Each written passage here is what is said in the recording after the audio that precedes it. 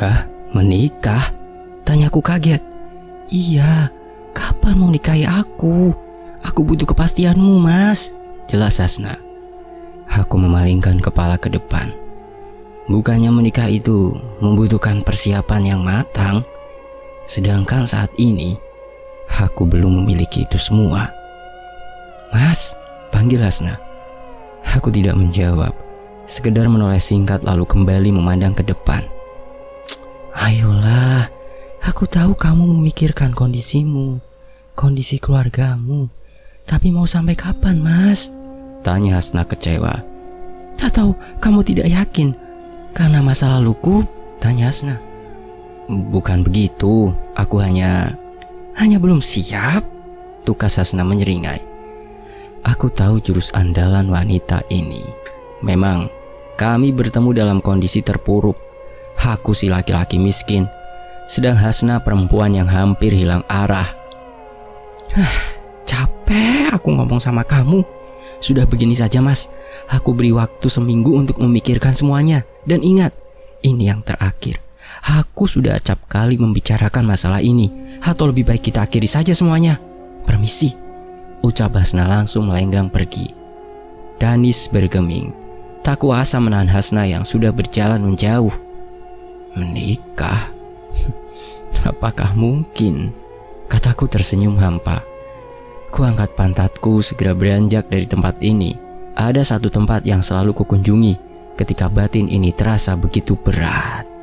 Beberapa waktu kemudian, aku sudah sampai di satu tempat yang hampir 3 bulan tak pernah kukunjungi.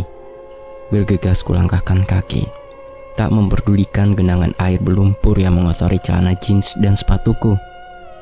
Gimana kabarmu? Enak tidur di sana? Tanyaku kepada kubur mendiang saudara kembar perempuanku. Tes. Aku mendongak. Kurasakan tetes air hujan mulai mengenai wajah. Langit di atas begitu kelabu, seolah merefleksikan perasaanku saat ini. Aku bukan tipe orang yang mudah larut dalam perasaan. Tetapi apa yang kualami saat ini bukan hanya menyangkut diriku seorang. Aku kembali menatap ke arah makam. Hasna minta untuk segera dinikahi, tapi aku masih belum siap untuk semuanya. Aku takut tidak bisa membahagiakannya. Aku takut meninggalkan orang tua kita. Ucapku parau. Aku terus saja mengutarakan isi hatiku. Sudah tak terbendung lagi berapa banyak air mata yang turun dari mata ini. Di saat seperti inilah, aku tak perlu menyembunyikan semuanya. Biarlah perasaan ini tumpah, melesak keluar bersama air mata bercampur air hujan. Hingga aku merasakan air hujan seketika berhenti mengenai kepalaku. Moleh, wes wayah surup, kata seorang perempuan tua menyuruhku untuk pulang karena sudah mau waktu maghrib. Aku kaget, langsung bergerak mundur sampai jatuh terjengkang. Beruntung tidak ada batu nisan di belakangku. Siapa dia? Kenapa tak kusadari kehadirannya? Seorang wanita tua, berbalut baju kusam dengan rambut yang sepenuhnya memutih. Tanpa menunggu jawabanku, perempuan itu bergerak meninggalkanku dengan keterkejutan yang luar biasa. Assalamualaikum. Waalaikumsalam. Loh, kenapa kamu, Dan? Tanya ibu terkejut saat melihat tubuhku kotor penuh lumpur. Kepleset tadi, Bu, jawabku. Kepleset di mana? Kebiasaan kamu, sudah tua masih aja gak bisa hati-hati, omel ibu. Beginilah keluarga kecilku. Aku dibesarkan dari keluarga yang begitu sederhana. Bapak yang sekarang kupanggil ayah merupakan suami kedua dari ibuku. Sedang bapak kandungku, entahlah, aku tak tahu keberadaannya. Bahkan sedari kecil aku tak pernah melihat wajahnya. Saat kutanya ibu pun, dia selalu mengatakan kalau beliau sudah meninggal. Tetapi saat kutanya makamnya di mana, ibu tak pernah memberikan jawaban yang pasti. Ayah tiriku, tenang, dia orang baik yang mau merawatku dan saudara kembarku hingga saat ini. Alah Minah, anak baru pulang kok diomelin. Danis, mandi dulu baru makan, ucap ayah Hamid. Aku mengangguk, bergegas masuk ke dalam rumah dan langsung membersihkan tubuh yang penuh dengan lumpur. Selepas mandi, aku menghampiri mereka di ruang keluarga, berniat mendiskusikan perihal permintaan Hasnah. Beneran? Sudah siap? Tanya ayah dengan nada mengejek saat aku selesai menceritakan kegundahanku. Nggak tahu ya, gimana sih rasanya menikah? Tanyaku kepada ayah. Enak, hehehe. Kalau tahu enaknya seperti itu dari SD, mungkin ayah nikahi ibumu. Kekeh ayah.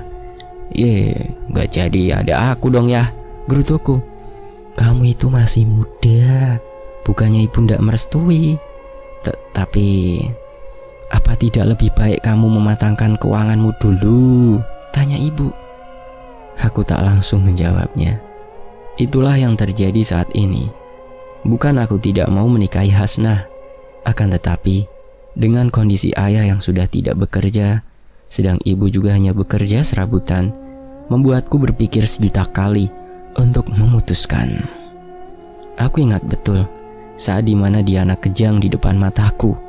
Ingatan bagaimana kami tidak bisa menyelamatkannya karena kondisi yang serba kekurangan. Jujur, aku tidak mau semua itu terulang. Meski Hasnah jauh lebih cukup dari materi, tapi sebagai laki-laki aku tak mau berpangku padanya. Hasnah ngasih kamu waktu 1 minggu kan? Tanya ibu. Aku mengangguk. Pikirkan baik-baik. Ucapnya langsung beranjak dan mengelus kepalaku lembut. Aku diam cukup lama, terbenam dalam kekalutan.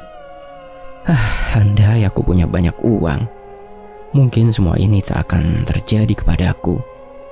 Coba sini beritahu ayah, wetonnya si Hasnah, ucap ayah Hamid. Buat? Tanyaku bingung. Iya, biar ayah tahu kamu itu cocok ndak sama Hasnah. Kalaupun ndak pas, nanti bisa dilakukan beberapa lelaku. Jelas ayah. Kuturuti saja, ayah memang seperti itu.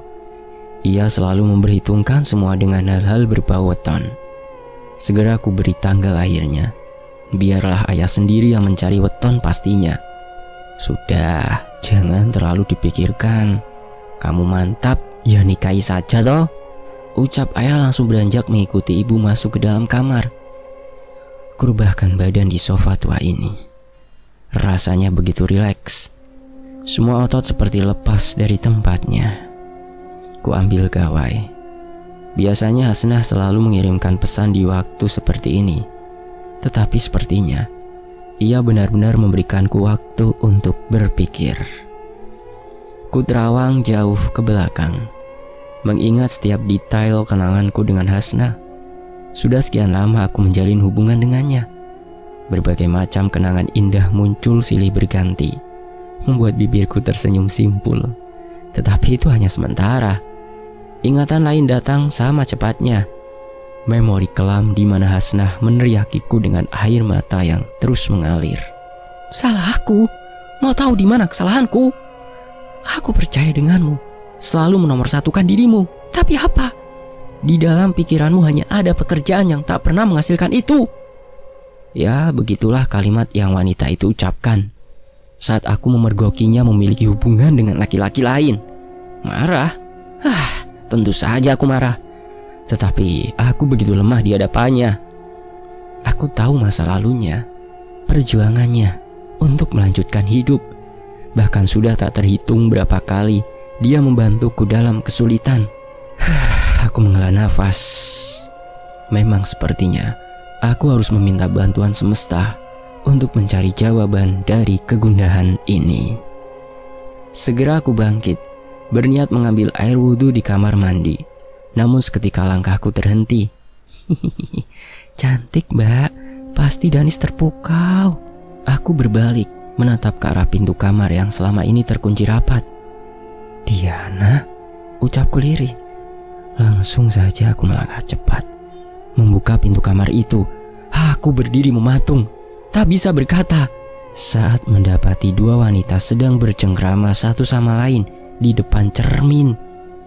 Cantik mbak, Aku gak sabar sampai hari pernikahanmu dengan Danis tiba, ucap Diana tersenyum simpul. Kamu ini masa kayak gini cantik sih, ucap Hasna dengan tawa cekikikan. Aku terus memperhatikan mereka. Sekian lama aku merindukan sosok Diana. Berulang kali aku berharap ia menemuiku, bahkan dalam mimpi, sampai tak menyadari kalau ini bukanlah kenyataan. Hasna duduk di depan cermin, menggunakan setelan baju pengantin yang begitu cantik, sedang Diana menggunakan rok terusan selutut. Aku mulai melangkah. Sepertinya mereka tidak menyadari keberadaanku, hingga Diana menolehkan kepalanya ke pintu. Ia tersenyum, menghampiri, dan langsung menarikku ke arah Hasna. Cantik kan Dan? Ucap Diana antusias. Aku mengangguk, tak melepaskan pandanganku ke arah Diana. Kamu beneran Diana? Tanyaku lirih. Ia mengangguk. Gimana? Hasna cantik kan? Ucapnya sekali lagi. Iya cantik, ucapku tanpa menoleh ke arah Hasna. Plak! Tiba-tiba saja Diana menamparku dengan keras. Dia calon istrimu. Jangan menatapku seperti itu, bentak Diana. Terdengar suara tangisan. Hasna menangis dengan menangkupkan kedua tangannya di wajah. Entah apa yang membuatnya sedih sampai terisak seperti itu. Hasna, ucapku mencoba menarik tangannya. Ia bergeming, terus menangis. Bahkan suaranya semakin terdengar kencang. Kutolehkan kepala ke arah Diana, memohon untuk bisa membantu menenangkan perempuan ini. Tetapi malah yang kulihat sesuatu yang mengerikan. Wajah cantik Diana berubah menjadi buruk rupa. Kulitnya sepucat mayat, rambut panjangnya berantakan, dan satu hal yang paling mengerikan, terdapat pisau dapur tertancap di sisi lehernya. Eleng lan waspodo, ucap Diana lirih yang mengingatkan, ingat dan waspada. Aku mundur, takut dengan makhluk ini. Siapa dia? Kenapa Diana menjadi seperti itu? Mas, ucap Hasna. Seketika aku menoleh ke samping, mengeluarkan jeritan tak bersuara. Sama dengan Diana, rupa Hasna juga berubah mengerikan. Sorot matanya tajam, dengan darah mengalir deras, menggantikan air matanya. Hasna melangkah ke arahku. Ia menggelengkan kepalanya, sambil mengangkat tangan busuknya, memintaku untuk mendekat. Mas, kenapa? Kenapa selalu menghindar? Bisik Hasna parau. Aku menggeleng. Mas, bukannya kamu ingin menikahiku? Kenapa terus menghindar? Tanya Hasna sekali lagi. Ayo mas, aku sudah mengharapkanmu. Mas. Ucapnya membentak keras sekali. Sementara itu, aku mengerjap, mengedarkan pandangan dengan panik. Astagfirullah, ucapku langsung bangkit. Aku ambil gelas di atas meja, langsung ku minum banyak-banyak. Apa artinya? Tanyaku kepada diri sendiri. Tak pernah selama ini aku memimpikan Diana. Kenapa dia hadir dengan kondisi seperti itu? Dan kenapa Hasna memakai pakaian pengantin? Kenapa kamu? Tanya bapak tiriku saat ia masuk ruang keluarga. Segera ku ceritakan mimpi yang barusan ku alami. Ayah mendengarkan dengan ekspresi aneh di wajahnya. Nah kan, barusan ayah hitung ini. Weton kalian itu ndak cocok. Kalau tetap mau menikah dengan Hasna, kita mesti melakukan ruatan, ucap ayah. Inilah yang tidak pernah kusukai dari ayah. Segala sesuatunya selalu disangkut pautkan dengan klinik. Entah itu hari lahir, mati, bahkan sampai ayam berkokok pun ia tafsirkan dengan hal tersebut. Wes, ndak perlu khawatir. Kasihan Hasna kalau kamu gantung seperti itu. Kamu pasti juga sakit hati toh kalau Diana diperlakukan seperti itu? Tanya bapak. Aku menggeleng. Tanpa ragu ku ambil gawai yang terjatuh di lantai. Jariku dengan lincah menulis sebuah pesan singkat untuk Hasna. Kita menikah. Aku sudah memutuskan untuk menikahi Hasna. Persiapan pernikahan dilakukan dengan cepat. Justru ayah Hamid yang terlampau antusias. Maklum, mungkin karena Hasna bakal menjadi calon mantu satu-satunya. Terlebih memang ayah begitu sayang denganku. Beberapa hari menjelang pernikahan, terjadi sedikit perseteruan antara aku dan ayah. Dia memaksaku untuk melakukan segenap ritual, tetapi aku masih tak setuju. Jelas, bagiku ritual seperti itu tidak ada gunanya sama sekali. Buat apa toh ya? Yang penting doanya. Urusan kedepannya itu kan sudah takdir Tuhan, ucapku. Loh, yo ini bentuk ikhtiar. Karena weton kamu dan Hasna itu ndak cocok, harus diruat biar tidak terjadi hal buruk, ucap ayah Hamid. Aku tidak percaya dengan hal seperti itu ya, ucapku enteng. Tampak raut wajah ayah begitu jengah. Untuk pertama kalinya ia memandangku meremehkan. Sudahlah mas, ikuti saja saran ayah. Toh ritualnya juga tidak berat toh. Kan nanti aku juga ikut.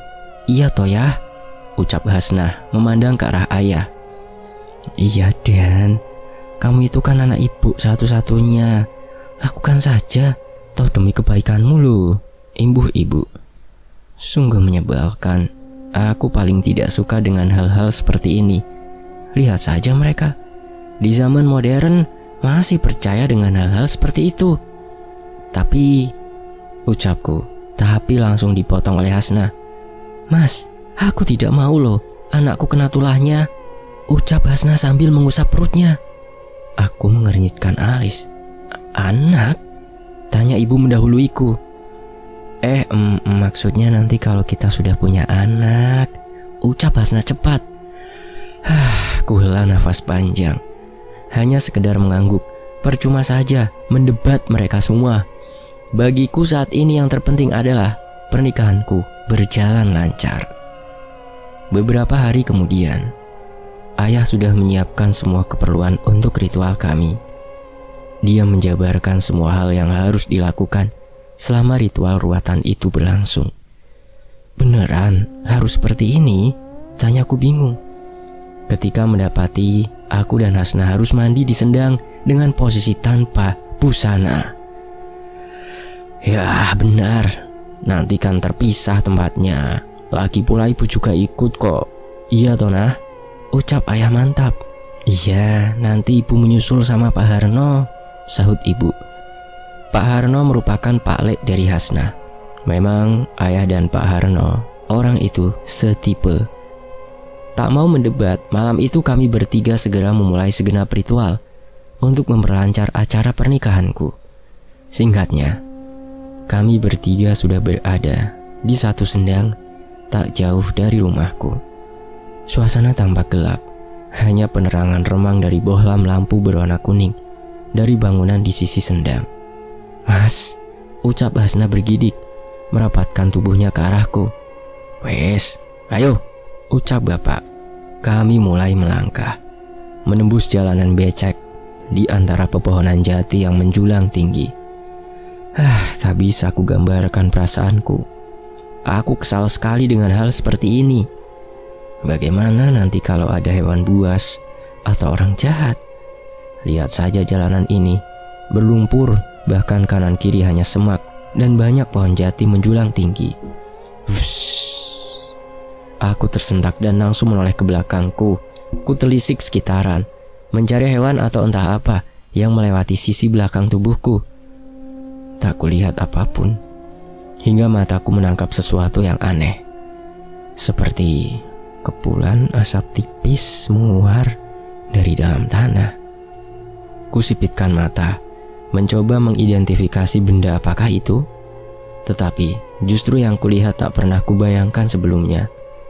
Nafasku mulai cepat, ingin sekali memanggil bapak atau Hasnah. Saat kepulan asap itu mulai memadat dan berubah menjadi siluet perempuan yang kukenali. Diana, ucapku lirih. Terus kuperhatikan sosoknya. Tidak mungkin itu Diana. Perempuan itu sudah meninggal beberapa tahun silam. Ingat, nanti kalau lihat sesuatu, hiraukan saja. Terutama untukmu dan Danis, ngapain kamu? Tanya ayah dari arah depan saat menyadari aku masih diam memandang ke arah pepohonan. Kamu kenapa? Tegur ayah sambil menepuk pundakku. Ya, sudah, mending kita pulang ya. Tadi di situ ada Ucapku mulai ketakutan. Westo, kan ayah tadi bilang jangan dihiraukan. Anggap saja itu ujian untuk keberlangsungan pernikahanmu, kata ayah yang mulai menyeretku untuk segera mengikutinya. Sedang Hasnah hanya diam saja. Kepalanya tertunduk ke bawah, seperti takut melihat sekitarnya. Aku menggeleng. Benar kata ayah, tidak mungkin itu Diana. Sekali lagi ku tengok ke arah pepohonan, namun sepertinya sosok tersebut sudah hilang entah kemana. Dedemit kampret, umpatku langsung kembali melangkah cepat. Setibanya di sendang, mataku langsung menelisik sekitaran. Kuperhatikan ada bangunan kumuh yang sepertinya berfungsi untuk ruang ganti atau toilet. Ada pula batu besar di sisi lainnya yang berbatasan dengan sungai kecil yang mengalir deras. Sungguh, kalau bukan untuk pernikahan, aku tak bakal sudi melakukan ini semua. Ayah mulai melangkah menuju batu besar. Ia bergegas duduk bersila menghidupkan dupa serta kemenyan di atas anglo kecil. Danis, sini, lepaskan semua pakaianmu, ucap ayah menyuruhku, dan beberapa saat diam dengan mulut komat kamit. Kuturuti permintaannya. Kulepaskan semua pakaian yang menempel, hanya menyisakan celana dalam saja. Dibilang semua ya semua toca bagus, tegur bapak. Aku menoleh ke arah Hasnah. Bukannya merasa malu, justru ekspresinya terlihat geli sambil menaik turunkan alisnya. Alah, wong ya sebentar lagi jadi suami istri, ucap bapak yang tahu aku malu dilihat oleh Hasnah. Balik badan, pintaku kepada Hasnah. Wanita itu terkikik, namun langsung membalikkan badannya. Gede juga, goda ayah terkekeh. Aku pulang ya, pulang nih aku. Gurutuku jengkel, menutup area kemaluanku dengan kedua tangan. Sungguh sangat menyebalkan orang tua satu ini. Ritual dimulai. Aku bergegas duduk bersila di samping bapak. Bau asap dupa dan kemenyan membuat kepalaku begitu pening. Ingat Dan, apapun yang kamu lihat abaikan saja. Paham? Apapun loh ya. Ritual ini digunakan untuk membersihkan karma yang ada di tubuhmu, ucap ayah tegas. Kembali ayah menghadap ke arah batu. Mulutnya komat kami tidak jelas. Tak pernah sekalipun aku melihatnya seperti ini. Ku tengok Hasnah di sisi lain sendang. Ia pun tampak ketakutan dengan melihat ke sekitaran dengan waspada. Masuk ke sendang, duduk bersila, pejamkan mata, pinta bapak. Aku mengangguk, segera masuk ke dalam sendang. Saat punggungku menyentuh air, aku hampir beranjak naik. Rasanya seperti ribuan silet yang ditorehkan di kulit. Dinginnya bukan main. Biur. Tubuhku menegang. Kurasakan tulang-tulangku berteriak ngilu saat ayah mengguyurkan air bunga dari atas kepala. Namun itu hanya berlangsung sesaat. Karena setelah beberapa guyuran, tubuhku terasa begitu ringan, ditambah rasa kantuk yang datang secara tiba-tiba. Naik sini, pinta ayah. Ku tengok Hasnah yang sedang memperhatikan kami. Namun ada yang berbeda. Ekspresinya terlihat hampa. Bahkan saat aku beranjak dari air dengan kondisi tanpa busana, seolah ia tak peduli. Sini cepat, ucap ayah membuyarkan lamunanku. Aku kembali duduk di samping ayah. Terus ku pejamkan mata, mencoba menahan rasa dingin yang begitu hebat. Entah apa yang terjadi. Saat ku rasakan ada usapan lembut di rambut, kepalaku menjadi berat. Rasa kantuknya tak bisa kutahan.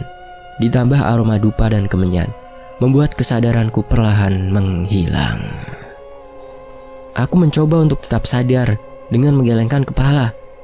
Namun semua sia-sia. Hal terakhir yang kulihat sosok Diana berdiri tepat di samping Hasnah sebelum semua menjadi gelap. Aku mengerja beberapa kali. Posisiku masih dalam keadaan terduduk, namun sepertinya tubuhku sudah disandarkan di batu besar. Kepala rasanya begitu berat.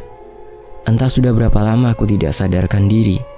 Ingin memanggil mereka, tetapi tenggorokan ini begitu kering. Ya, ucapku parau. Tidak ada sahutan. Mungkin mereka tak mendengar. karena teredam suara aliran air yang cukup kencang. Aku berusaha untuk bangkit, menopang tubuh dengan kedua lengan, tetapi baru separuh terangkat. Aku kembali terjatuh saking lemasnya. Cukup lama aku dalam posisi itu, berdiam diri agar tenagaku segera pulih, hingga kurasakan ada sentuhan dingin di rambutku. Kudongakkan kepala ke atas. Kukira ayah sedang duduk di sebelahku, namun nyatanya tangan itu berasal dari sosok perempuan yang duduk di atas batu. Diana, ucapku lirih.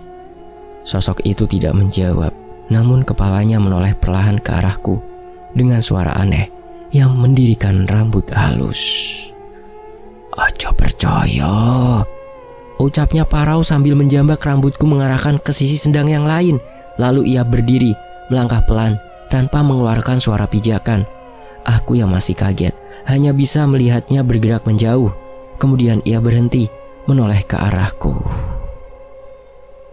Apakah dia menginginkanku untuk mengikutinya? Tidak, aku tidak mau. Dia bukan manusia. Bagaimana kalau nanti dedemit itu membunuhku? "Danis," ucap suara mirip Diana tepat di telingaku.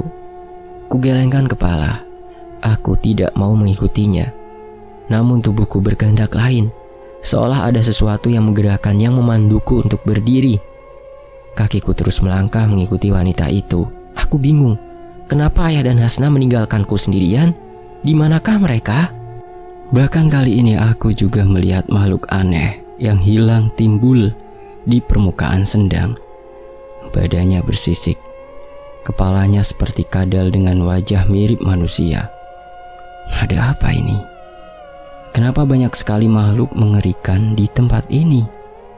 Aku ingin pergi, tapi kenapa kakek ini tak bisa ku kendalikan? Hingga kulihat sosok Diana berdiri dekat dengan sisi sendang lainnya. Untuk apa dia menuntunku sampai ke tempat ini? Namun seketika mataku membulat saat mengikuti arah pandangannya. Kakiku tiba-tiba saja lemas. Ada perasaan menyesakkan yang muncul saat melihat orang yang sudah dianggap orang tua sedang bersenggama dengan calon istriku. Hatiku begitu keluh, ingin rasanya ke sana dan menghajarnya.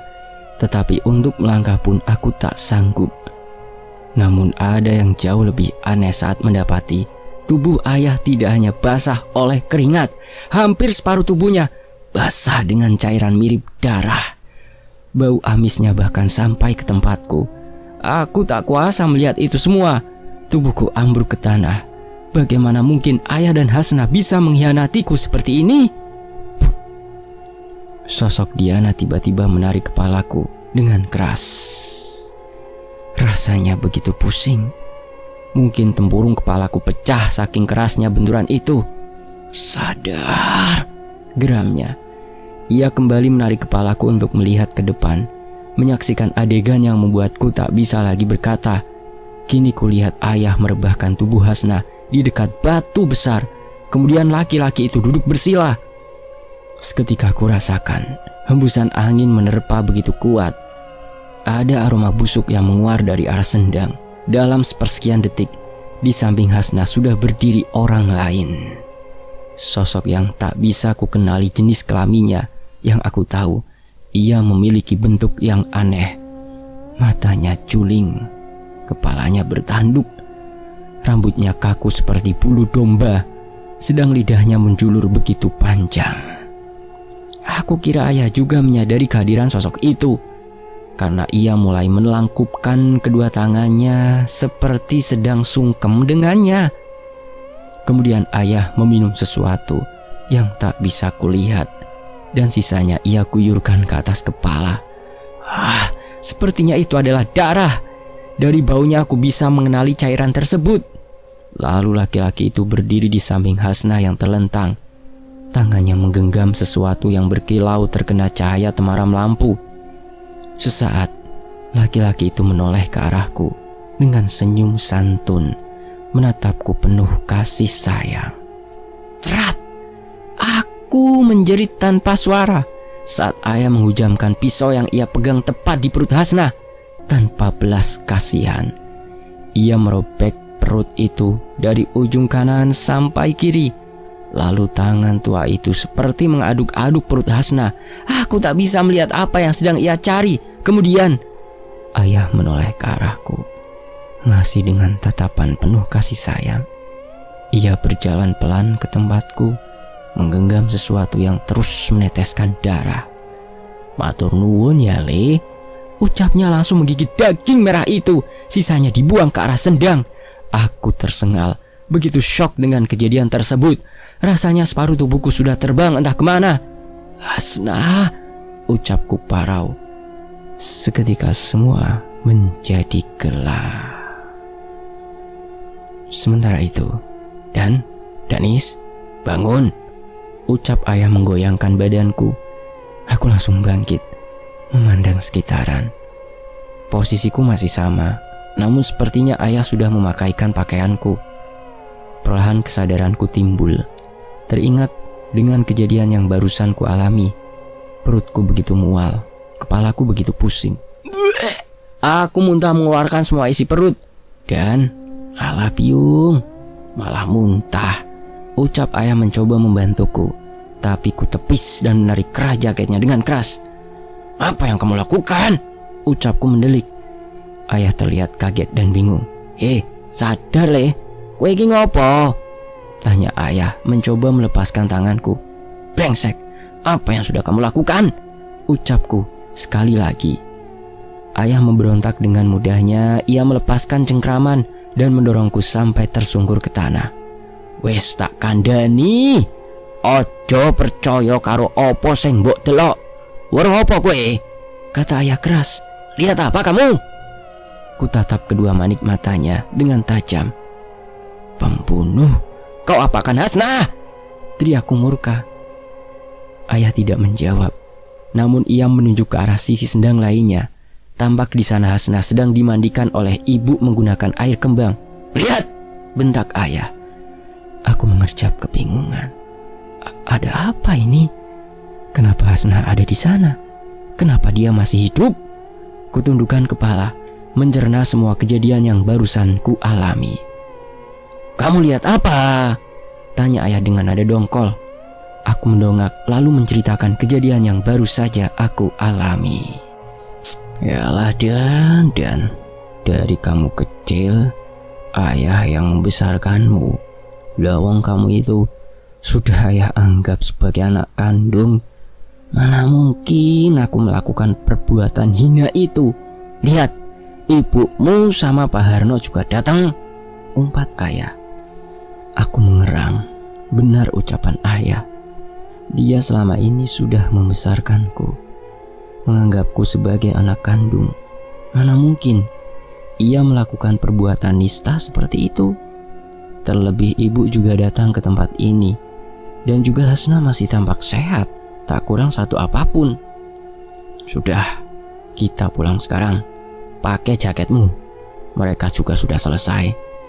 Ajak ayah langsung berlalu pergi meninggalkanku. Setelah sampai di rumah, aku segera menceritakan apa yang kualami dengan Hasna. Wanita itu tak marah maupun jengkel. Justru ia tertawa mencemoohku.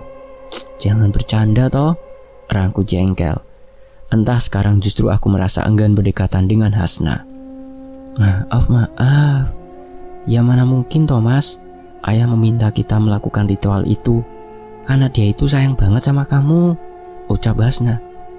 Ya mungkin kamu menganggap ini semua cuma hayalan, tapi ini rasanya benar-benar seperti nyata. Terlebih sosok Dian. Ucapku terhenti karena Hasna langsung menutup bibirku dengan tangannya. Shh, sudah cukup. Lupakan soal Diana. Jangan buat dirimu menderita. Itu semua bukan salahmu atau salah siapapun. Sekarang fokus untuk pernikahan kita, oke? Tegas Hasna. Kuhela nafas panjang. Aku masih belum puas dengan jawabannya. Seharusnya wanita ini bisa menenteramkan hatiku, bukan malah membiarkan perasaanku tak enak seperti ini. Aku sudah ngantuk mas. Aku mau tidur. Jaga kondisimu, jangan sampai sakit, ucap Hasna melangkah masuk ke dalam kamar ibuku. Aku hanya bisa pasrah, mencoba menepis semua rasa khawatir yang muncul. Semoga apa yang kulihat tadi benar-benar hanya mimpi belaka. Setelah melakukan ritual itu, aku merasakan ada yang berbeda.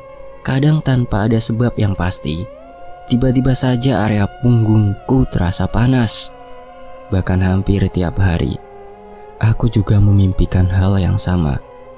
Kejadian di mana aku melakukan ritual ruatan itu di Sendang.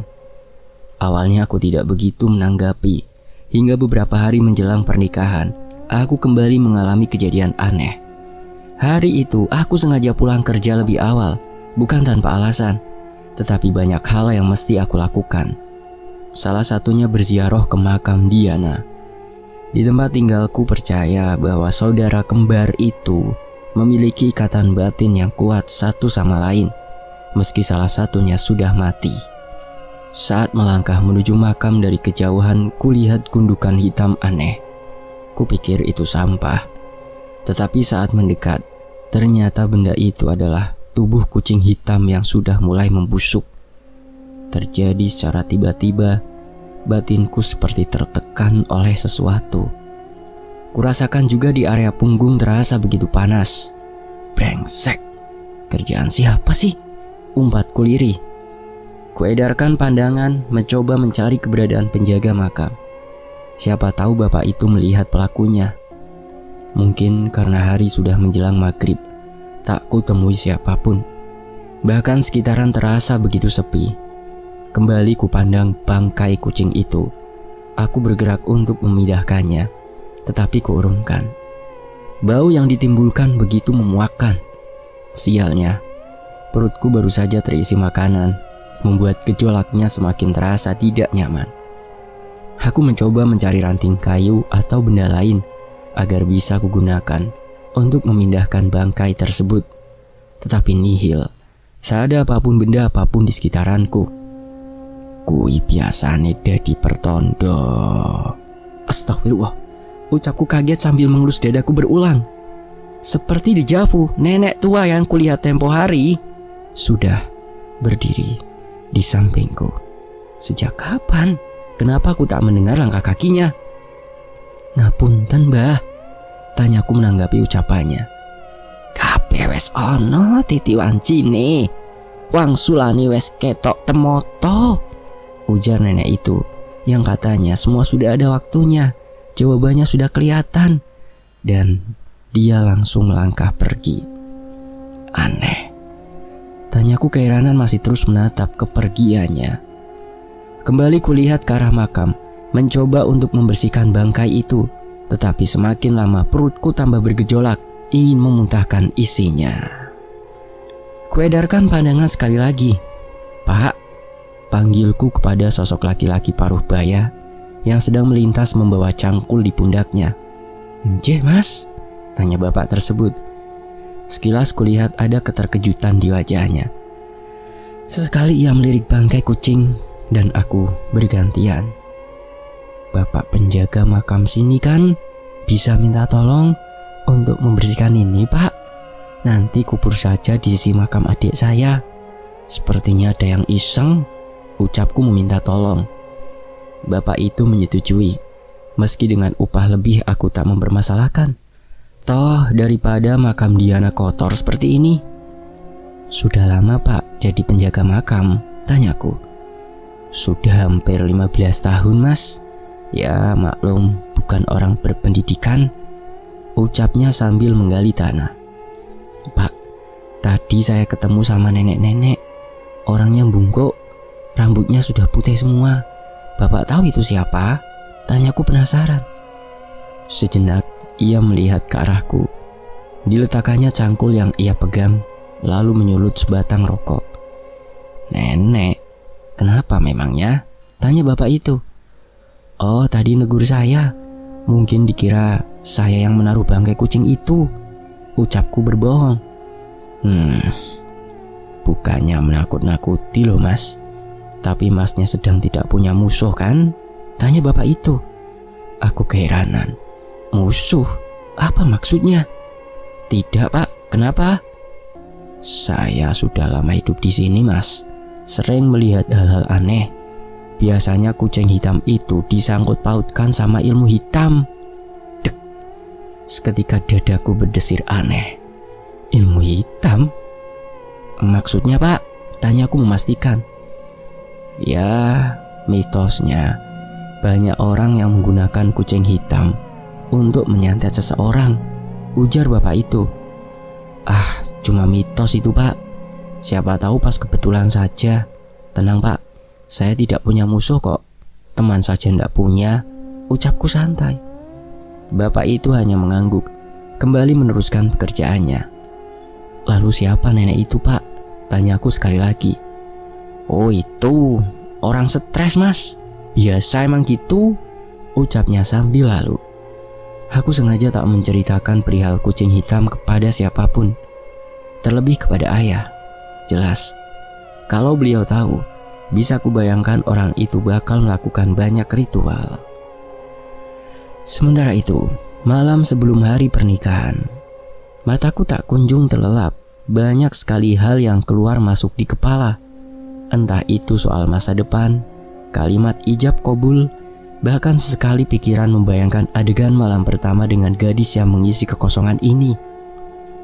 Sial, umatku menggelengkan kepala. Kalau seperti ini, bisa-bisa malah melakukan hal yang tidak-tidak. Aku beranjak, ingin mengambil air minum agar pikiranku tak terkontaminasi dengan hal mesum seperti itu. Tolong, aku tersentak kaget, memandang ke arah pintu. Suara siapa itu? Apa ayah dan ibu sedang bertengkar?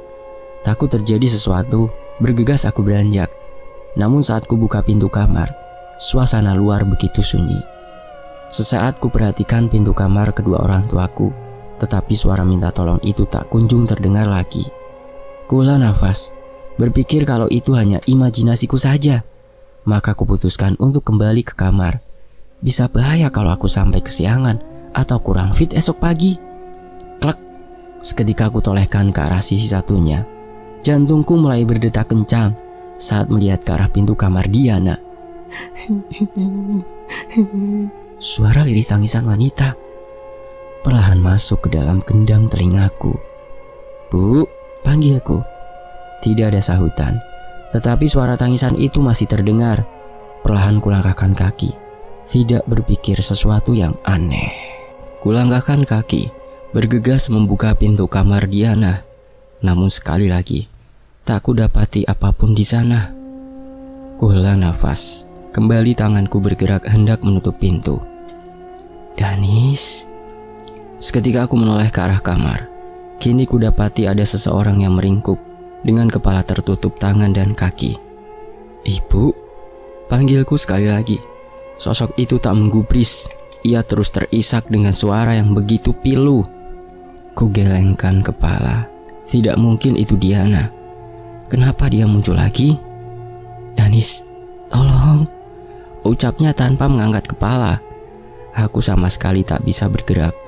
Sekuat apapun aku mencoba, rasanya semua sendi yang ada di tubuhku mati seketika. Tap, krek. Tidak, tolong, tolong, ucap Diana. Aku tersentak, ingin menjerit sekuat tenaga saat melihat sosok makhluk mengerikan muncul tepat di belakang Diana. Tangannya hitam legam, tingginya hampir mencapai plafon rumah. Belum lagi suara desisan aneh yang menggaung, mengerikan. Dan pergi, tolong, ucap Diana menjerit histeris. Aku hanya bisa menggeleng. Diana sudah meninggal dunia. Kenapa bisa seperti ini? Apa yang sebenarnya sedang terjadi? Kowe. Terdengar suara geraman dari makhluk di belakang Diana, berbarengan dengan suara tulang leher yang dipatahkan sekuat tenaga. Kaget, aku langsung berlari ke arah pintu kamar orang tuaku. Sekuat tenaga ku gedor kamar itu, tapi tak ada sahutan sama sekali. Ya, ayah, ibu, teriakku panik. Ah, tolong! Terdengar suara cerita nyaring dari arah kamar Diana. Panik, aku kembali masuk ke dalam kamarku, menguncinya rapat-rapat. Aku menyadari kebodohanku. Kenapa justru aku kesini? Kenapa aku tak keluar rumah dan meminta tolong kepada tetangga? Terdengar suara langkah kaki berat di balik pintu. Aku mundur, mencari benda apapun untuk kujadikan senjata. Namun hatiku kembali mencelos saat melihat ada sesuatu yang mengerikan di atas kasur. Sekuat tenaga ku coba untuk membuka pintu sambil berteriak meminta tolong. Tapi kenapa pintu itu tak mau terbuka? Hingga sosok di atas kasur itu bergerak perlahan. Separuh tubuhnya bangkit lalu menatap ke arahku dengan senyum yang begitu mengerikan. Aku benar-benar syok saat melihat tubuhku sendiri berbalut kain kafan, menatap ke arahku dengan senyuman hampa di bibirnya. "Ojo," ucap pocong itu parau. "Astagfirullah, astagfirullah, astagfirullah!" teriakku begitu kencang. Aku menunduk, menelangkupkan tangan di atas kepala. Kenapa semua ini? Ada apa? Kenapa jadi seperti ini? "Danis, Danis, kamu kenapa?" Terdengar suara ibu dan ayah dari luar kamar. Mereka terus mengetuk pintu kamarku dengan keras. "Mas, Danis kenapa, Mas?" Terdengar suara ibu panik. "Minggir," kata bapak, dan brak! Pintu kamarku seketika terbuka dengan keras. Beruntung aku tak berada persis di depannya. Ayah dengan sekuat tenaga mendobrak pintu itu. "Astagfirullah, Danis," ucap ibu saat melihatku begitu ketakutan. Aku hanya menggeleng, tak berani membuka mata. Biar saja aku dianggap pengecut. Bayangkan saja melihat tubuh kalian terpocong seperti itu. "Ya, ambilkan minum ya," pinta ibu. "Astagfirullah, kamu kenapa, Nak?" tanya ibu yang terus mendekapku. "Minggir, pergi, minggir," ucapku masih begitu ketakutan. "Ini ibu, Danis, buka matanya, lihat ini ibu," kata ibu mencoba menyadarkanku. Kubuka mata. Saat melihat wanita itu segera kudekap dengan erat. Aku sudah tak tahan lagi. Kutumpahkan semua beban yang selama ini kupendam sendiri. "Sudah, keluarkan semua. Jangan malu untuk menangis," kata ibu sesenggukan. Beberapa saat aku ditenangkan oleh ayah dan ibu. Baru setelah itu aku menceritakan semuanya.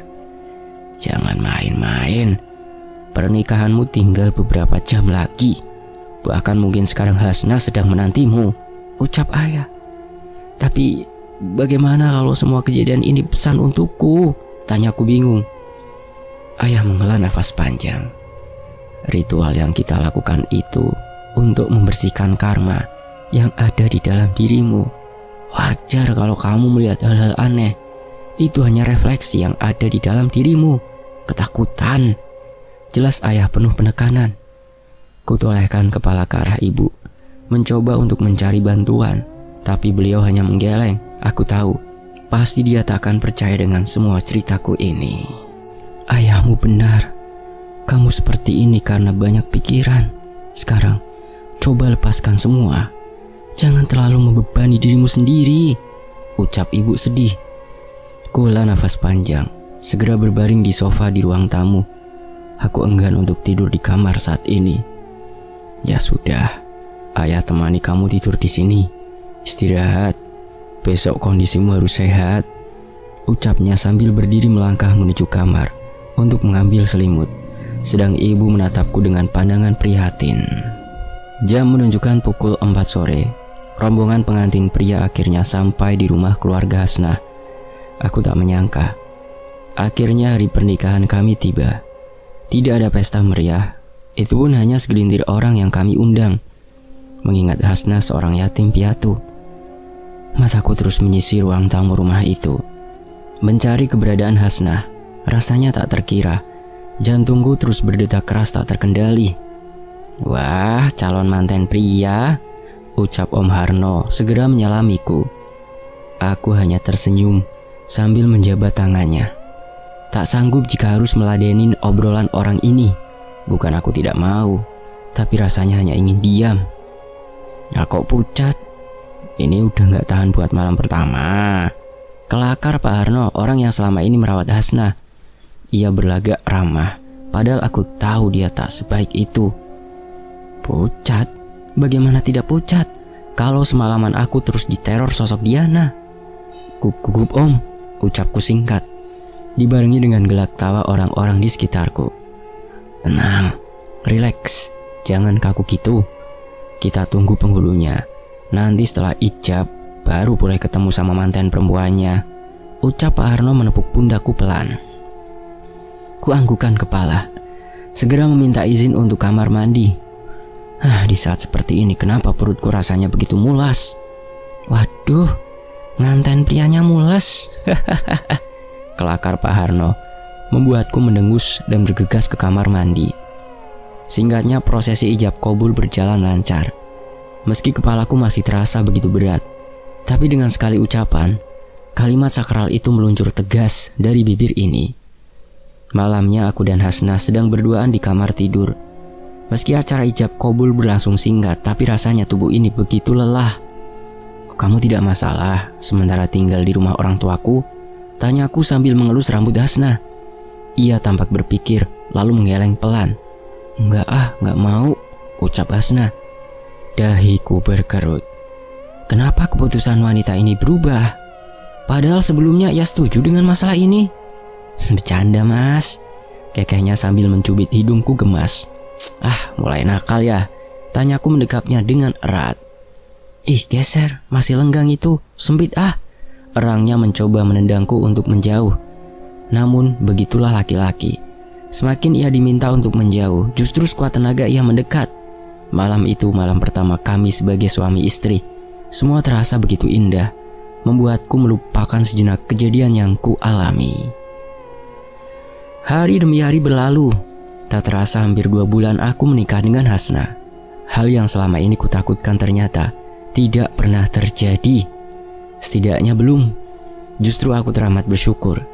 Di saat pasangan lain sulit mendapatkan momongan, dalam kurun waktu 1 bulan saja Hasna sudah mengandung. Hingga pada suatu malam, Hasna merebahkan kepalanya di dadaku. Ia begitu manja akhir-akhir ini. Bahkan barang sejengkal saja aku ingin beranjak, ia selalu menahan. "Mas, boleh meminta sesuatu?" tanya Hasna. "Boleh, pengen apa? Tapi janji harus dituruti, oke?" ucap Hasna. "Ini yang minta kamu atau anak kita?" tanyaku sambil mengelus perut Hasna. Jadi aku pengen pindah ke kamarnya Diana," ucap Hasna lirih. Ku kerutkan dahi. Jujur saja, sebetulnya ini bukan permintaan yang berat. Tetapi kenapa harus pindah ke kamar sialan itu? "Mau ya mas, toh ruangannya jauh lebih besar. Sebenarnya aku tidak begitu nyaman kalau kamar kita bersebelahan dengan kamar orang tuamu," kata Hasna. Aku tak tahu kenapa Hasna tiba-tiba saja meminta demikian. Kamarku memang tak terlalu besar, toh selama ini juga cukup untuk kita berdua. Berat untuk memutuskan, mengingat aku yang menemukan Diana tewas di tempat itu dengan pisau yang sudah tertancap di lehernya. "Tapi kamu tahu toh, aku punya kenangan buruk di kamar itu," jelasku. "Iya, tapi mau sampai kapan mas? Kamu terus merasa bersalah seperti ini?" tanya Hasna mulai meninggalkan suaranya. "Kamu tidak tahu dek," ucapku yang mulai tersulut emosi. "Coba apa yang tidak ku ketahui?" tanya Hasna. "Ya, intinya aku tidak bisa kalau harus menempati kamar itu," bentakku tanpa sadar. Hasna tersentak. Ia menatapku dengan wajah sendu. Ada setetes air di ujung matanya. Tanpa berkata, ia langsung bangkit dan keluar kamar. Aku hembuskan nafas panjang, lalu beranjak untuk menyusulnya. Kini kudapati kamar Diana sudah terbuka lebar. Aku tahu, pasti Hasna sedang ada di dalam sana. Aku sudah berada di depan pintu kamar Diana. Kulihat Hasna sedang tidur dengan posisi meringkuk menghadap ke dinding. "Dek, sudah toh. Yuk, pindah ke kamar kita," ucapku mencoba membujuk Hasna yang terisak lirih. Astaga, kenapa wanita seperti ini? Kenapa mudah sekali menangis dan membuat bingung para laki-laki? Padahal masalah juga tidak besar. Hasna masih diam. Ia sama sekali tak menggubris kalimatku. Tapi kurasakan ada yang aneh dengan tubuhnya. Kenapa kulit Hasna begitu dingin? Apa dia sedang kedinginan? "Dek, yuk kita pindah dulu. Mas janji besok setelah kita bersihkan kamar ini, baru kita tidur di sini," bujukku saat Hasna berkeming. "Mas, kamu lagi ngapain?" Terdengar suara familiar di depan pintu. Spontan aku memalingkan kepala ke pintu. Kudapati Hasna berdiri di sana dengan pandangan keheranan. Lalu aku menoleh ke arah kasur.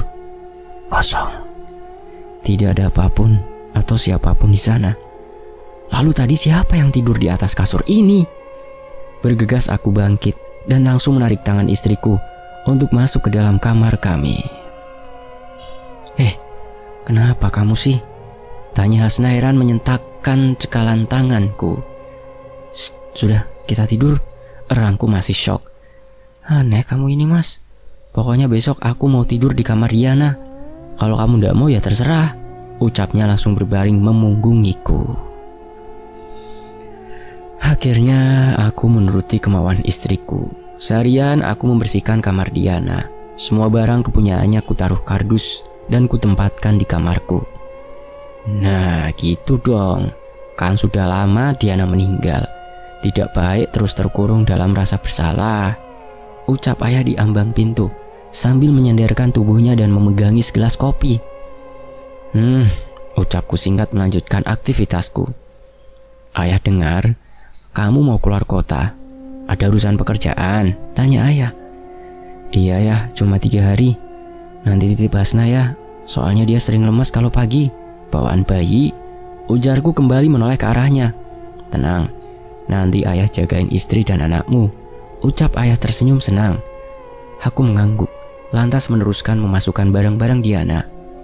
Mas, itu pakaian Diana masih bagus-bagus. Jangan dimasukin kardus semua, biar aku pakai, kata Hasna yang ikut masuk ke dalam kamar. Janganlah, nanti aku keinget Diana kalau kamu juga pakai pakaiannya, kataku tak setuju. Sayang tahu, lihat ini aja masih bagus. Bener kan ya? Tanya Hasna mencari pembela. Terserah kalian saja, ayah ndak mau ikut campur. Ayah mau ke dapur mesra-mesraan sama ibu juga. Emang cuma kalian yang bisa begitu?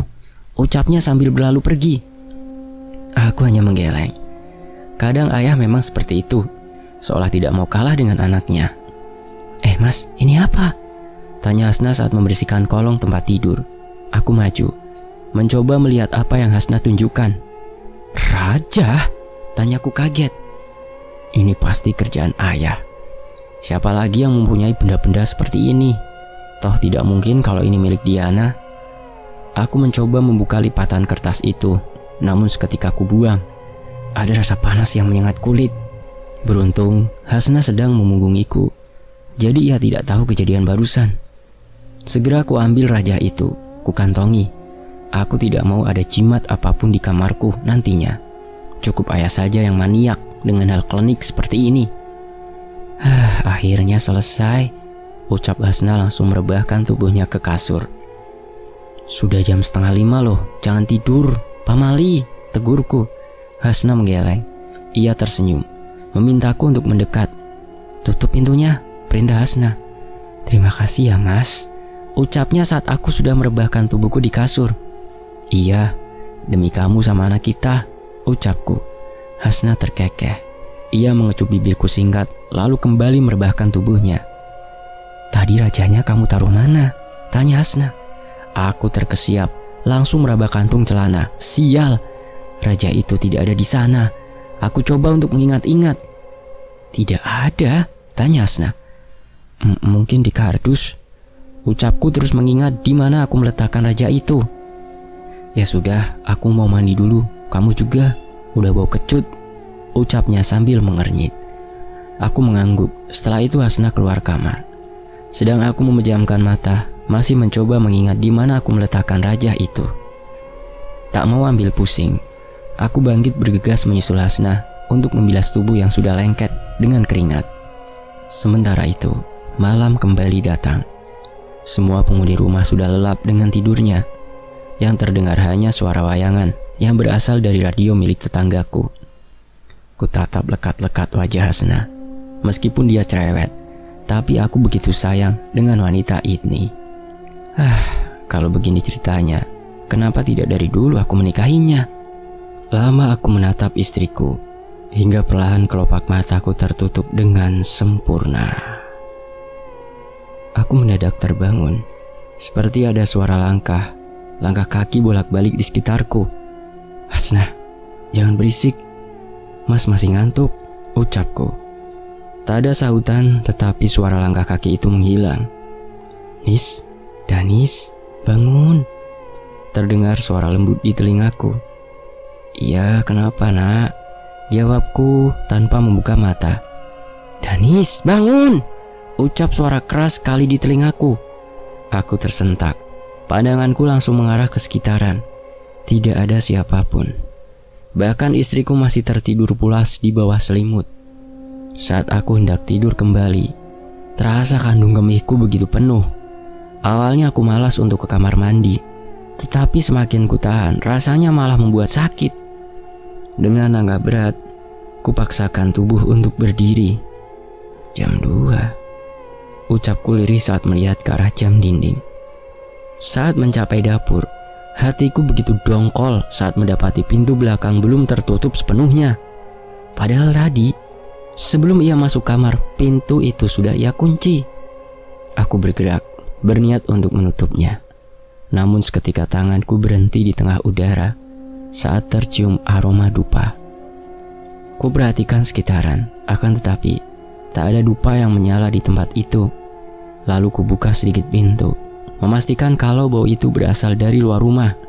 Dan benar saja, beberapa meter di belakang sana, kulihat ayah sedang duduk bersila di bawah pohon, lengkap dengan dupa yang masih menyala. Tumben, ucapku lirih. Meski selama ini ayah menyukai hal klinik, namun ia tak pernah sekalipun melakukan ritual di sekitar rumah. Rasa penasaranku muncul begitu kuat. Ingin aku ke sana, mencari tahu apa yang sedang dilakukan oleh laki-laki itu.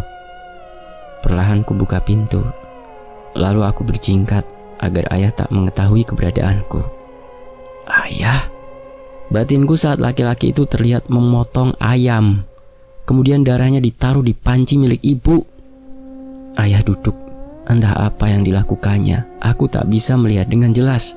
Yang ku tahu, laki-laki itu kembali menghidupkan dupa.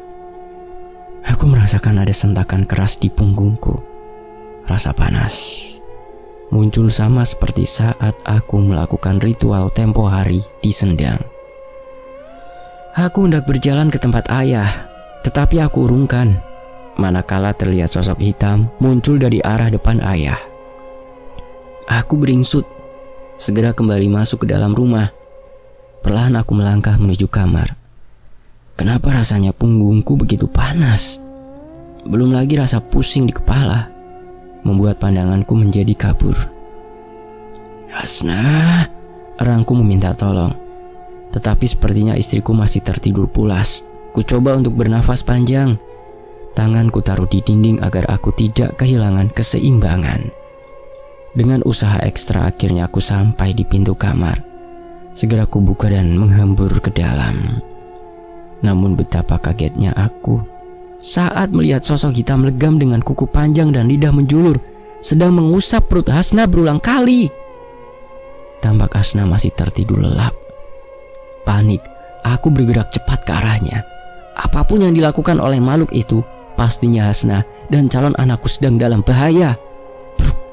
Aku dengan sengaja mendudukan tubuhku tepat di depan makhluk itu. Kepalaku terbentur pinggiran dipan.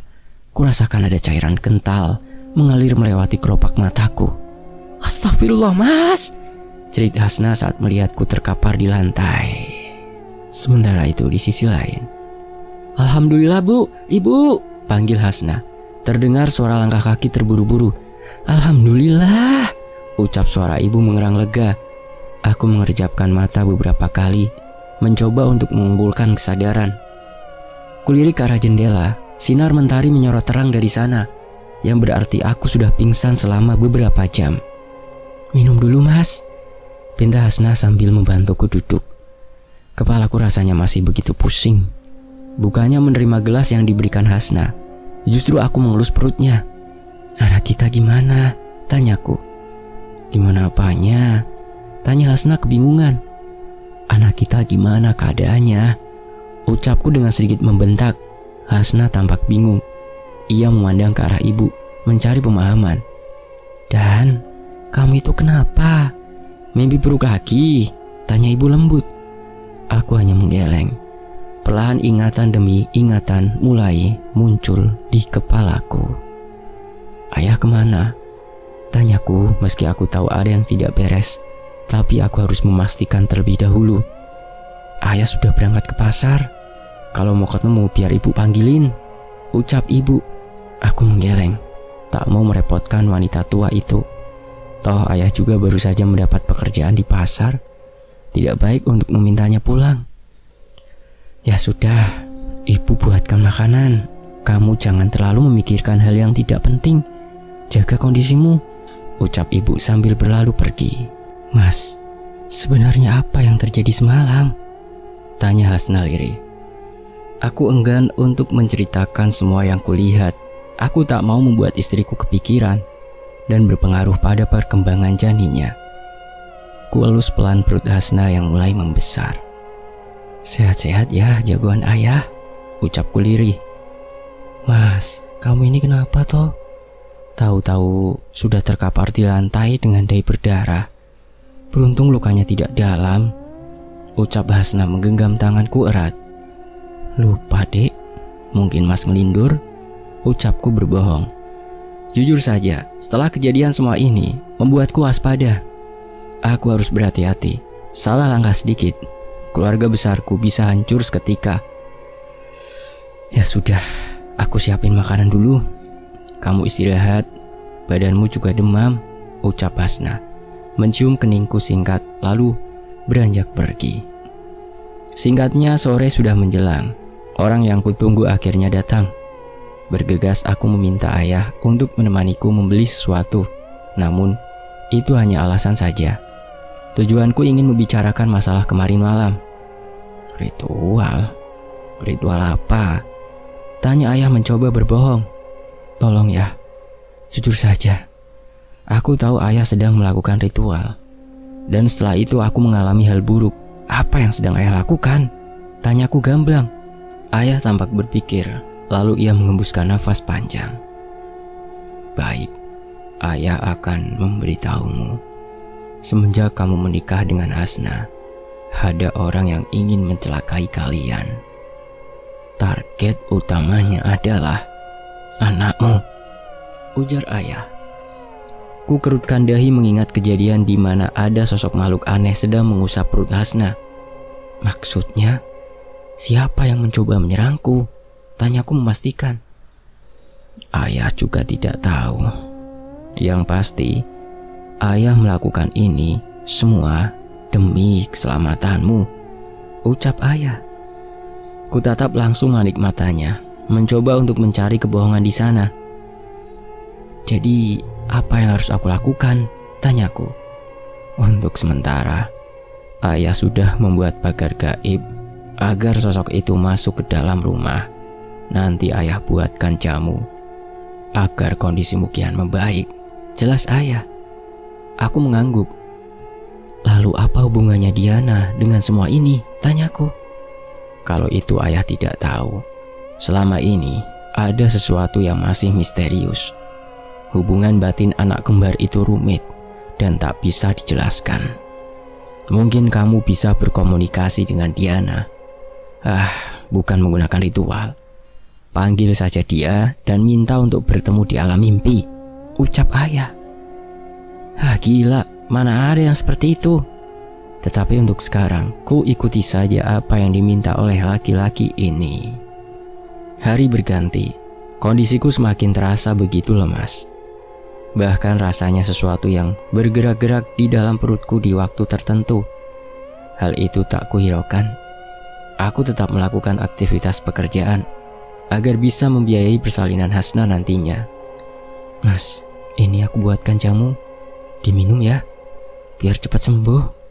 Atau kita ke dokter saja? Tanya Hasna khawatir. Aku menggeleng. Tidak tahu saja mereka kalau aku sempat pergi ke puskesmas. Dan anehnya, aku didiagnosa mengidap kelelahan akut. Sampai mengalami halusinasi seperti itu. Tapi aku tidak yakin. Aku paham kondisiku. Semua berubah saat aku melakukan ritual di sendang itu.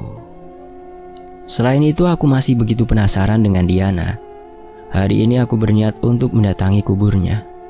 Siapa tahu dengan mengirim doa, ia bisa tenang dan tidak lagi menggangguku. Singkatnya, aku sudah duduk di depan makam Diana. Suasana begitu tenang. Semilir angin berembus menerpa wajahku lembut. Dengan khusyuk, aku melantunkan surat Yasin untuk kukirimkan kepadanya. "Wes oleh wangsulane." Terdengar suara perempuan serak di belakang itu yang katanya menanyakan, "Sudah dapat jawabannya?" Entah kenapa, kali ini aku sudah mempersiapkan diri. Ada keyakinan kalau sosok perempuan tua itu bakal muncul kembali. "Wangsulan punopo toh mbah?" tanyaku sambil berdiri menghadap ke arahnya. "Jawaban apa mbah?" Durung paham. Ojo diombe wedang sekolah nangan kae. Yen kowe karep ngerti sakabehane. Simbah omahe ning ngisor kono. Yen butuh apa-apa mampir. Ucapnya langsung berjalan menjauh yang katanya seperti ini. "Belum paham? Jangan diminum minuman dari laki-laki itu. Kalau kamu mau tahu semua kebenarannya, Simbah rumahnya di bawah sana. Kalau butuh sesuatu, datang saja."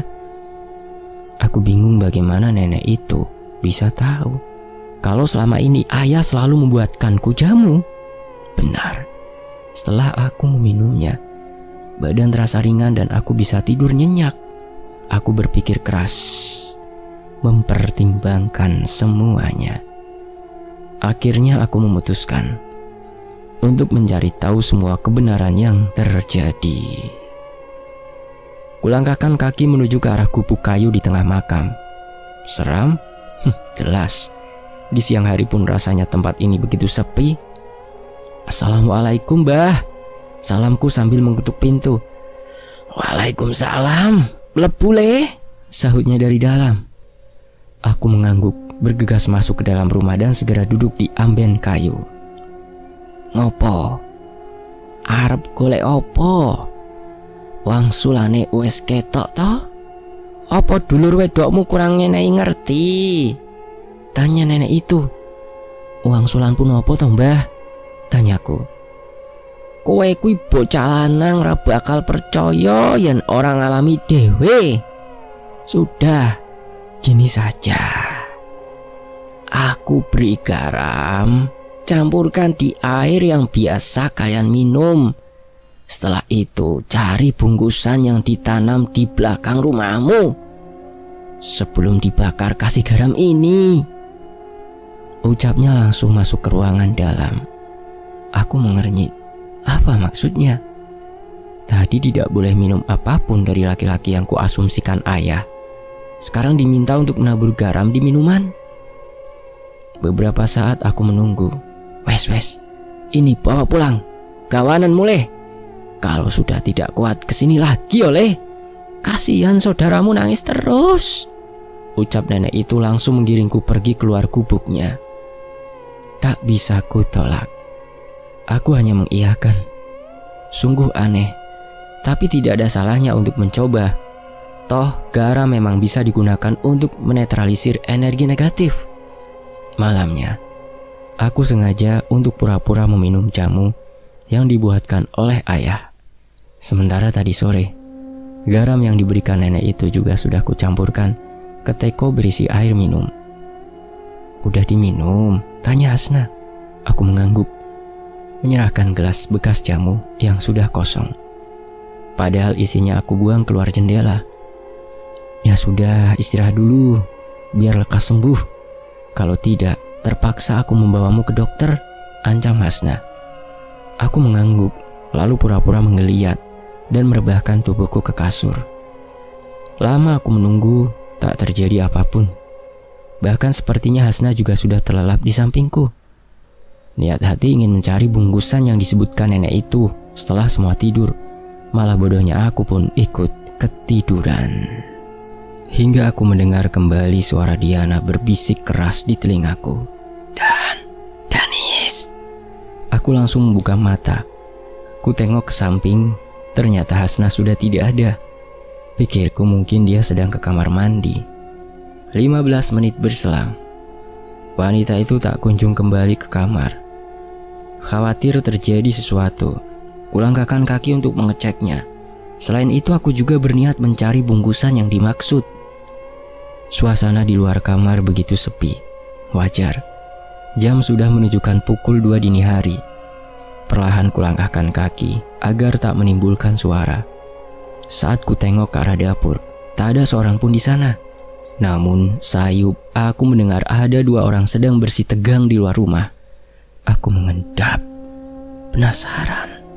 Siapakah orang-orang itu? Gila kamu, ini anakmu. Aku pura-pura mau menikah dengan Danis agar tidak terbongkar semua. Sekarang kamu mau menumbalkan anak ini? Aku tersentak. Tubuhku terasa begitu lemas. Aku mencoba berpegangan pada pintu agar tubuhku tak ambruk ke lantai. Shh, jangan keras-keras. Sabar. Yang penting Danis meninggal dulu seperti saudaranya. Sudah lama aku menanti kesempatan ini biar ilmuku sempurna, kata ayah lirih. Mau sampai kapan? Mending ceraikan istrimu itu.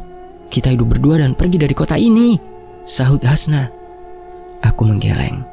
Dadaku terasa sakit sekali sampai rasanya air mata ingin tumpah dari tempatnya.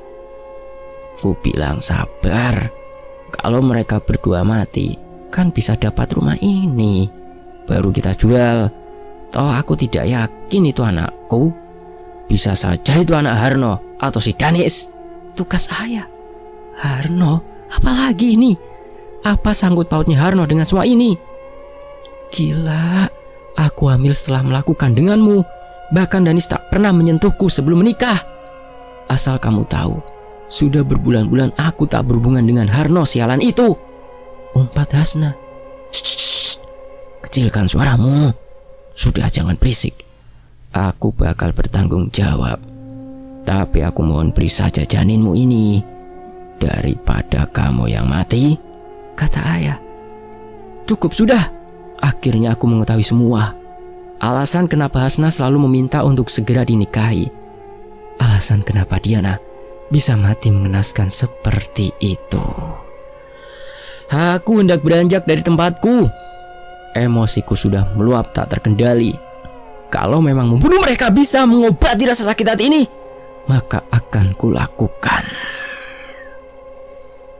Aku hendak beranjak, tetapi seketika aku merasakan desiran aneh di belakangku. Aku hanya sempat menoleh. Bruk. Seketika aku terpelanting ke belakang.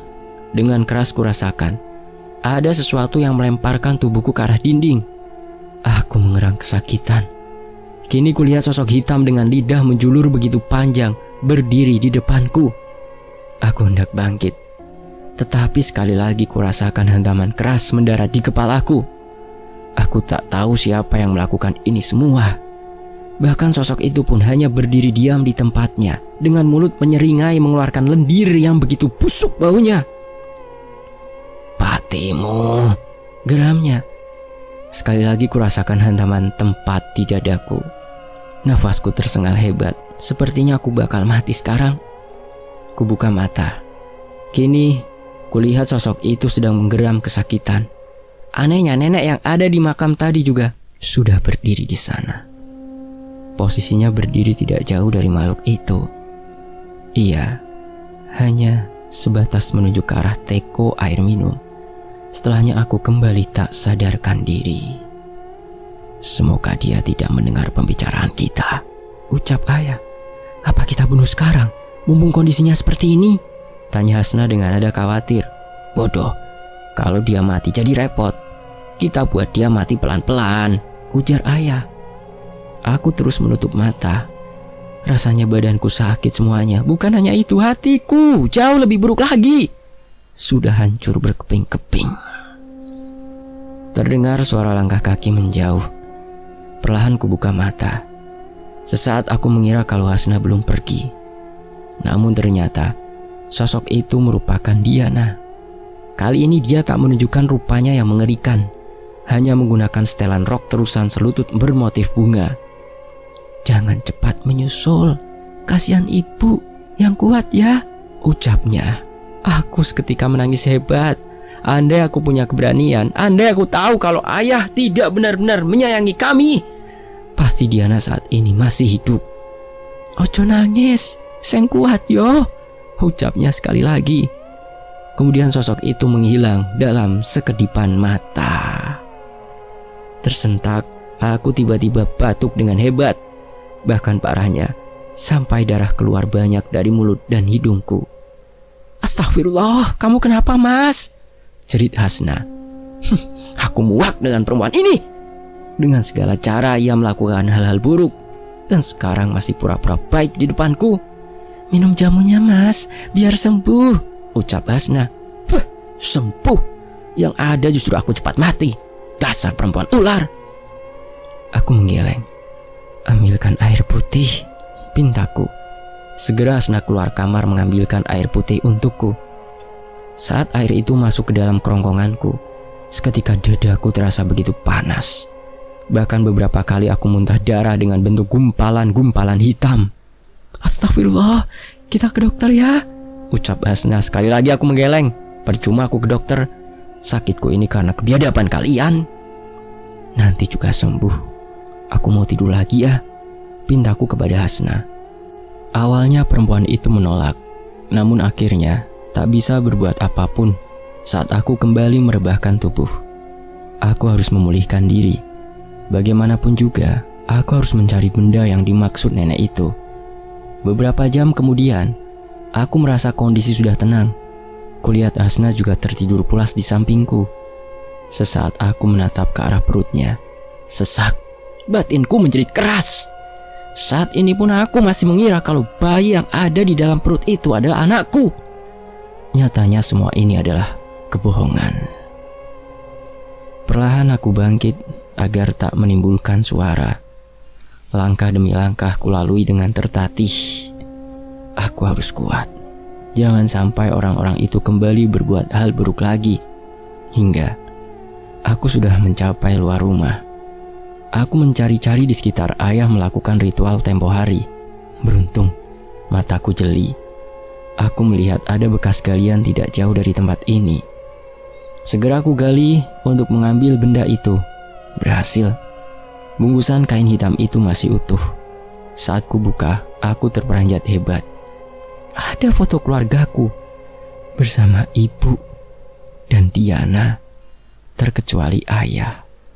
Ada juga beberapa helai rambut di sana. Aku menoleh ke arah pintu, segera mengambil garam yang diberikan oleh nenek di kuburan Diana. Lalu garam itu kutaburkan ke tanah. Kemudian kutaruh di tanah, kuambil korek gas, berusaha untuk membakarnya. Tetapi seketika angin berhembus dengan kuat. Dahan pohon bergoyang keras dari tempatnya. Aku terperanjat saat mendapati sosok makhluk hitam tinggi besar muncul di depanku. Aroma busuk menguar dari lidahnya yang menculur. Buk. Aku tersungkur. Dadaku terasa begitu panas. Awalnya aku kira makhluk itu yang menyerangku. Namun ternyata itu adalah ayah tiriku, sudah berdiri tepat di belakangku. "Bocah asu, wes tak rawat malah arep mateni aku," umpatnya sambil menendang perutku dengan keras. Aku terbatuk, mengeluarkan cairan darah segar. Dengan sisa tenaga, aku mencoba menggapai bungkusan yang terlempar. "Harap ngopo? Kudune wes tak pateni wae kek biyen," ucapnya murka sambil terus menendang tubuhku. "Astagfirullah, Mas," terdengar jeritan nyaring.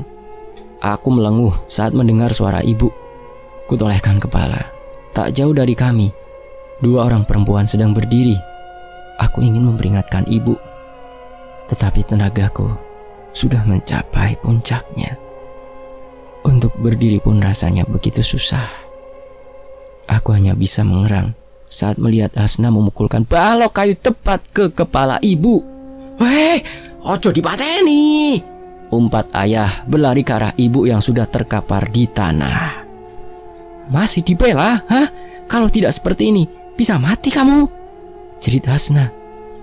Aku mengerang. Kemarahanku kembali bangkit.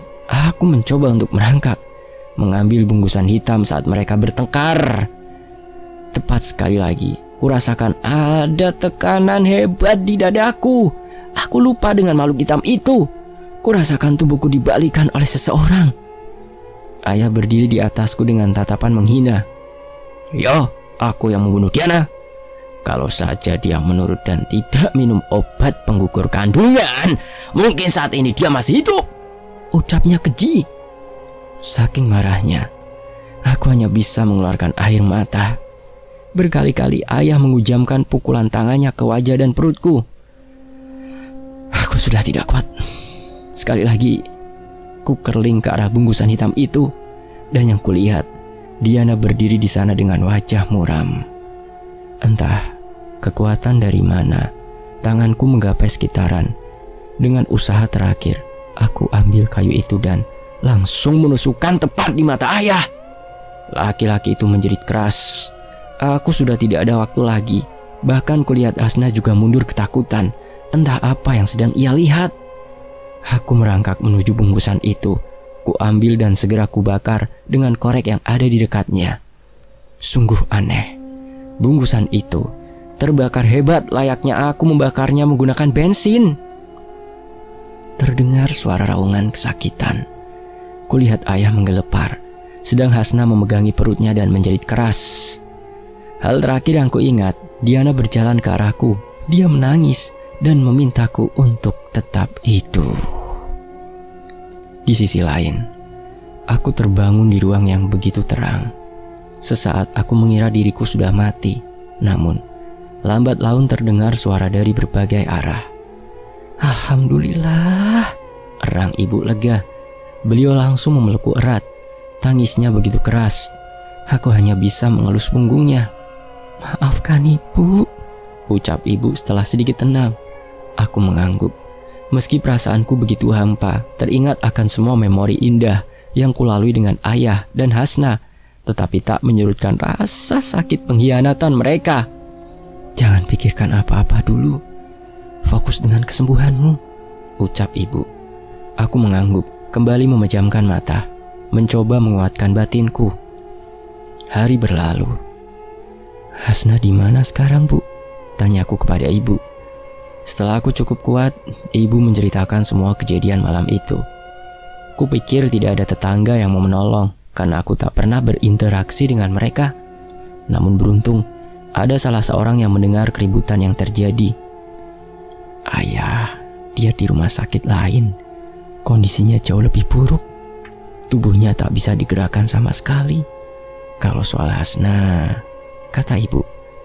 Hasna kenapa, Bu? Dia menjadi seperti orang edan, gila. Katanya tetangga, dia mengalami keguguran. Andai ibu tahu kalau ayah punya ambisi untuk menjadi orang yang sakti mandraguna, mungkin ibu sudah ceraikan dari dulu, ucap ibu menyesal. Sakit? Tentu aku masih merasa sakit. Bahkan aku tak menyangka hal seperti ini terjadi kepadaku. Namun, lambat laun, aku mulai mencoba untuk berdamai dengan semuanya. Beruntung kami tidak dipolisikan. Bahkan aku baru tahu, ternyata sudah menjadi rahasia umum kalau ayah tiriku memang seorang dukun. Hasna? Aku tak tahu keberadaannya. Karena setelah pulih, aku dan ibu memutuskan untuk pindah ke pulau seberang untuk memulai hidup baru.